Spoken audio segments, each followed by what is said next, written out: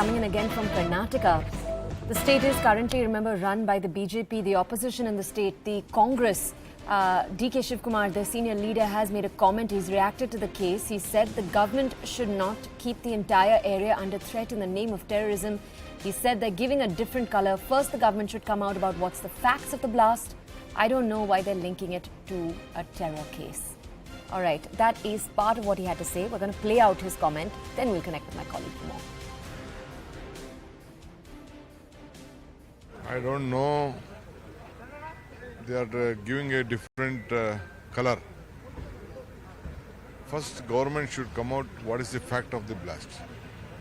I don't know why they are linking to a terror blast. Why they are telling terror. There should be proper evidence. They should not keep that the entire area under threat in the name of terrorism.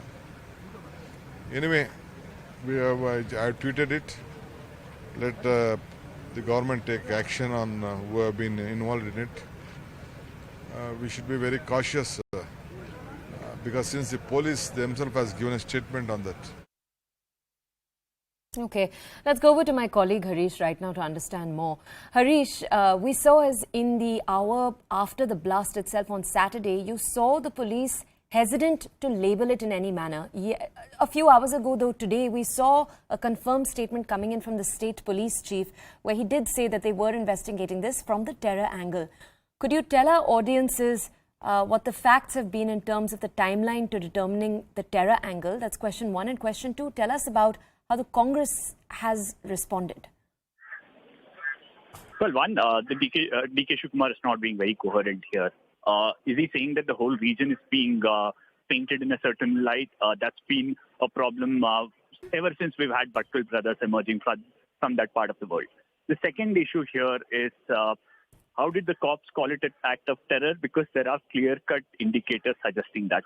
You have a cooker which has an IED, which has remains like batteries, wires, circuits. All these are used in a blast. And possibly splinters as well, because they have recovered certain metal bolts and nuts. That's a classic low-intensity IED that we've seen in several blasts across the country. The second aspect is what is being recovered in terms of the explosive.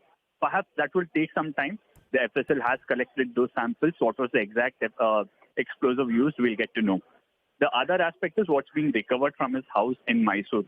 There are clear-cut signs that there were several elements recovered which indicate that this was being used to make a LED, low intensity IED.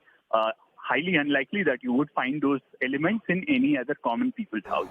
So that's why the police believe that this was a low intensity blast. This was an act of terror. Now they have almost identified the man who's carried out this attack as Shari, who has a terror history, and there is enough evidence to suggest that his accomplices in earlier cases have been arrested. They have been investigated. They've also recovered a lot of material from Shivakumar where a low-intensity trial blast was carried out.